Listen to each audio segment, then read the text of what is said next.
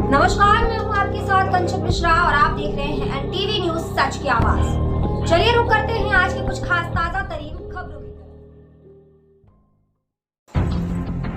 उपचुनाव को लेकर एनटीवी न्यूज के खास कार्यक्रम में पहुंचे दो मेहमान भाजपा कांग्रेस दिया सवाल को जवाब। शाहपुर में होने वाले वार्ड क्रमांक 10 के पार्षद उपचुनाव को लेकर दोनों ही पार्टियों में जीत के लिए चल रहा है खलबली, क्योंकि जनता जनार्दन भी जानती है चुनाव के लिए करती है उपयोग, लेकिन इस वार्ड क्रमांक में उपचुनाव में जो भी जीतेगा वह करेगा जनता का काम। एक तरफ भाजपा से कविता भोई तो दूसरी तरफ कांग्रेस पार्टी से दीपाली राउत। क्या इन दोनों में से 13 तारीख को होने वाला मतदान किस पार्षद को पड़ सकता है बड़ा नुकसान, क्योंकि इसके पहले वार्ड क्रमांक 10 में भाजपा का प्रत्याशी था, लेकिन इस चुनाव में क्या भाजपा को लग सकता है धक्का? यह हम नहीं, आप भी देखिए।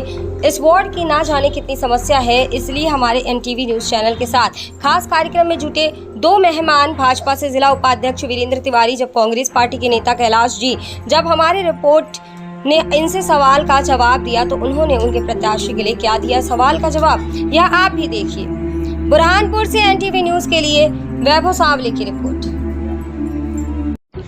सबसे पहले तो हमारे शाहपुर के उपचुनाव चालू हुए और वार्ड क्रमांक 10 है जो शाहपुर का इलाका माना जाता है। कई वजह से वहाँ पर शिक्षक का होने के कारण वहाँ पे इस्तीफा देना पड़ा बीजेपी के पार्षद को। वहाँ पर आप उपचुनाव को लेकर जो चुनाव चालू है, अब चुनाव का जो मतदान है ये 13 तारीख को अभी वोट डालेंगे वहाँ के लोग। हमारे साथ दो मेहमान जोड़ चुके हैं, एक तो बुरहानपुर के जिला उपाध्यक्ष वीरेंद्र तिवारी जी है और दूसरे जो है यहाँ पे शाहपुर की जो पार्षद है वो है आगे भाई लाइन में मेरा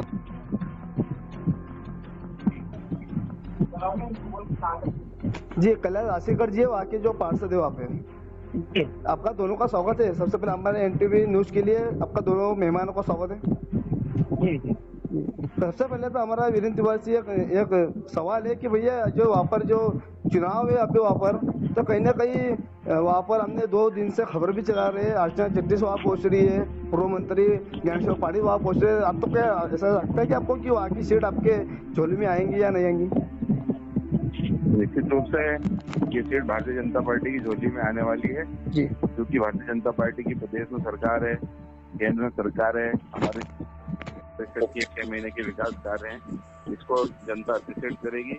जिस प्रकार से भारतीय जनता पार्टी विकास के कामों में बढ़ चढ़ कर आगे रहती है, शाहपुर में भी जितना ही विकास हम लोग कर रहे हैं, तो निश्चित रूप से ये सीट भी भारतीय जनता पार्टी की झोली में आने वाली है। भैया वहाँ पर एक सवाल ये भी उठता है कि 2 बार हमारे एनटीवी न्यूज ने वहाँ की खबरें प्रसारित की थी, आपका पार्षद था, आपका भारतीय जनता का पार्षद भी थे, लेकिन कुछ कारण के प्रॉब्लम इस्तीफा देना पड़ा। वहाँ खाने पानी की व्यवस्था का भी कोई मामला है, गरीब को लेकर वहाँ पर कुछ मामला भी चल रहा था कि विधवा पेंशन नहीं मिल रही थी उनको।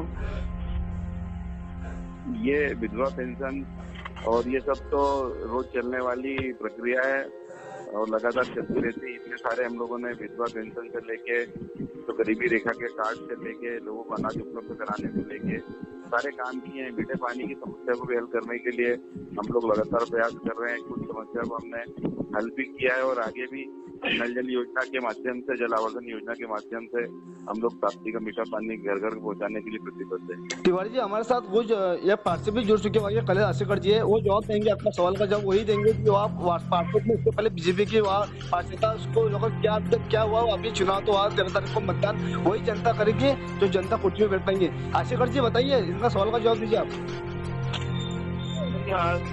मेरा मानना ऐसा है कि वहाँ पे हमारा उम्मीदवार कांग्रेस का उम्मीदवार जीतेगा, बड़े भारी बहुमत से जीतेगा, क्योंकि पिछले 6 महीने जो देखा गया है कि आज जो भारी पानी की समस्या थी वो बिल्कुल भी सॉल्व नहीं हुई है। उस वार्ड के लोग परेशान है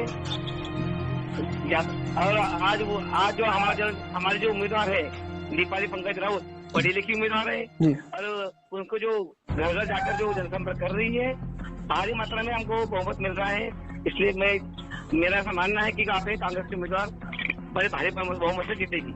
आशीकर जी हमारा एक सवाल ये भी है कि क्योंकि मैंने कल भी एक खबर चलाई थी, 3 दिन से वहाँ की खबर प्रसारित करो, दोनों ही जो प्रत्याशी है दोनों ने वहाँ पे दावे किए कि खराब पानी होगा, महिला के लिए ये होगा, रोड होंगे, पानी होगा, ये होगा, लेकिन इसके पहले भी जो बीजेपी की जो वहाँ का पार्षद था इसकी खबर भी हमने चलाई थी, वही उन्होंने घोषणा की थी, लेकिन वो घोषणा हो नहीं पा रही वहाँ पर। जरूर हम उसके लिए पूरे प्रयासरत हैं और आने वाले भविष्य में हमारे उम्मीदवार का जीतते हैं वहाँ पर, तो हम पूरी ताकत से परिषद से लड़ेंगे और हम वहाँ पे जनता के समस्या का हल पूरा करेंगे। आप आने अभी बस 2 दिन के बाद वहाँ पर मतदान है, वाकई जो रेखवासी है, जो आप घर घर में जाके दोनों पार्टी आपका झंडा जगाने के लिए वोट के लिए प्रयास कर रहे हो, वहाँ पे आप वोट तो वो दे देंगे, उनका तो काम ही है, लेकिन उनकी सेवा कौन करेगा फिर? सेवा करेंगे ना, क्योंकि हमारी जो उम्मीदवार है पढ़ी लिखी उम्मीदवार है और बोलने में भी बहुत माहिर है, और हम उनके साथ में कदम से कदम मिला के खड़े रहेंगे और उसको वहाँ की समस्या पूरा करेंगे। वीरेंद्र भैया, आप इस पे क्या बोल सकते हो भैया? निश्चित रूप से भारतीय जनता पार्टी का ही उम्मीदवार यहाँ से भारी मतों से जीतेगा।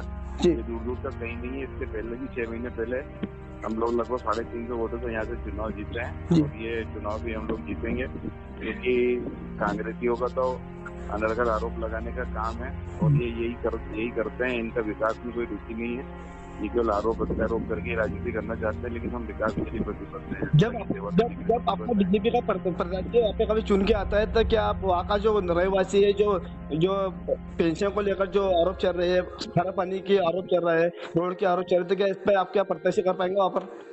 भैया, मैंने आपको बताया कि जो वार्ड की समस्याएं थी, तो हमने लगभग आधे वार्ड को, वहाँ पर पूरे वार्ड में कुछ एक पर्टिकुलर एरिया है जहाँ पर खारे पानी की समस्या है, हमने उसको भी हल किया है। थोड़ी सी जो बची हुई है वो आचार संहिता के कारण हम नहीं कर पाए थे, क्योंकि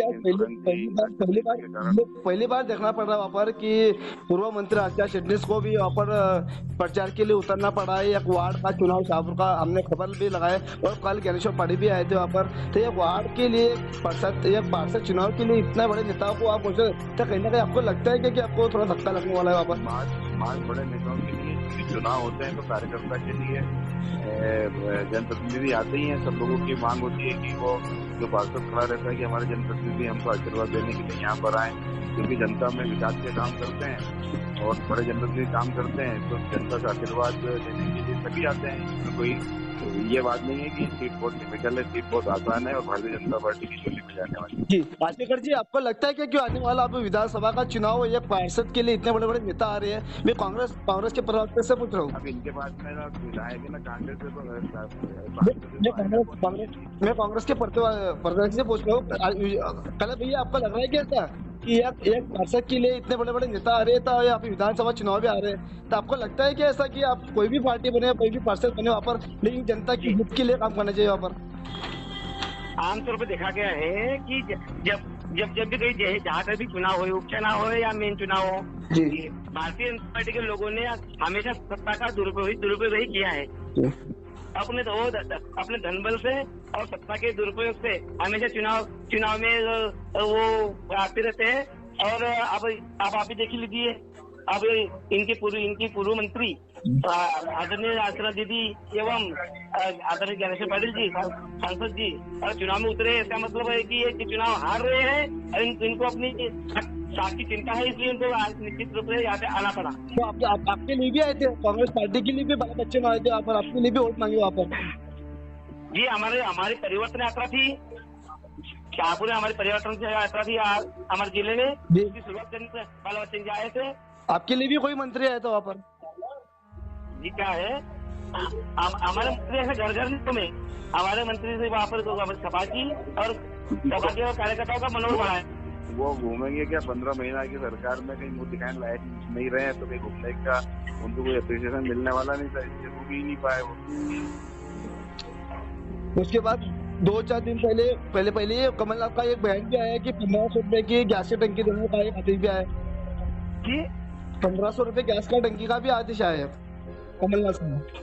जी, हम आने वाले समय में अगर हमारी सरकार बनती है, कमलनाथ की सरकार बनती है, तो 1500 रुपए प्रति माह हर महिला को दिए जाएंगे। इसमें कोई हमारी शर्त नहीं है। 18 वर्ष से लेकर 105 हो या 100 वर्ष हो, हम 1500 रुपए महीने से हर नारी को दिए जाएंगे जी। और उसमें उसके साथ साथ में 500 रुपए में गैस कनेक्शन भी देंगे जी। हमारी सरकार है, वहाँ पर हम दे रहे हैं। आशीकर जी, एक मिनट आपको रोका क्योंकि जनता आपको देखने लाई। वीरेंद्र भैया जी, आप बताइए, क्या 1500 रुपए में टंकी मिल सकती है क्या इनकी सरकार आती है तो? अरे ये लोग झूठ के वादे करते हैं। 15 महीने में इन्होंने गरीबों को टंकी दे रहे हैं, राजस्थान में टंकी दे रहे हैं। कोई यदि यहाँ पर किसी की विपदा आती है, किसी की दुर्घटना में या प्राकृतिक रूप से मौत हो जाती है तो बेचारे आते हैं और सब चेक करते हैं, संपर्क कार्ड बन मिलता है। तो भी हम उनको अपील करके दिलवा रहे हैं। ऐसी इंदिरा गांधी सरकार थी, जो वादा जो इन्होंने किया है वो कहीं किया नहीं। इनके राष्ट्रीय नेता राहुल गांधी ने कहा था 1, 2, 3, 4, 5, 6, 7, 8, 9, 10 और सब कर्जा माफ, और अभी तक किसान डिफॉल्टर बन के बैठे हुए हैं। भारतीय जनता पार्टी की सरकार है दोनों में और शाहपुर में 2000 मकान हम लोगों ने यहाँ पर बना के दिए हैं। इनके कांग्रेसियों के कितने सारे मकान बने हुए हैं। 27 लाख की तरह कर्जा माफ किया कांग्रेस सरकार ने। हम तो केवल देने का ही काम करते हैं, उसमें भेदभाव का भी काम नहीं करते हैं। जहाँ तक ये गैस की टंकी की बात कर रहे हैं तो केवल गरीबों को लुभाने की बात करते हैं। कल आपने देखा होगा लाडली बहनों के खाते में 1,000 रुपए आ गए हैं, और शिवराज जी ने तो यहाँ तक कह दिया ये गरीबों का मसीहा शिवराज सिंह चौहान प्रदेश के किसानों का बेटा, जो प्रदेश की महिलाओं को 3-3 हजार रुपए देकर महिलाओं को आर्थिक रूप से सशक्त बनाएगा प्रदेश। बस दोनों पार्टी की जो भी प्रत्याशी होंगे, एक तो हमारे पास जिला उपाध्यक्ष वीरेंद्र भैया है और शाहपुर के जो ये पार्षद है, इनके दोनों की बात तो जो होना था वो होने गई। आपने आज जो प्रदेश की बात करें, हम तो ये बात चाहते हैं कि वार्ड क्रमांक 10 में जो उपचुनाव है उसको लेकर जो जनता जनार्दन जो वोट डालने वाले 2000 अभी 2 तरह को जो डालने वाली है उनकी सुरक्षा होनी चाहिए, वो तो अच्छी बात है। हमारे साथ 2 मेहमान जुड़ चुके थे, इनका बहुत बहुत धन्यवाद। NTV न्यूज के लिए आपका बहुत धन्यवाद। आपका भी धन्यवाद।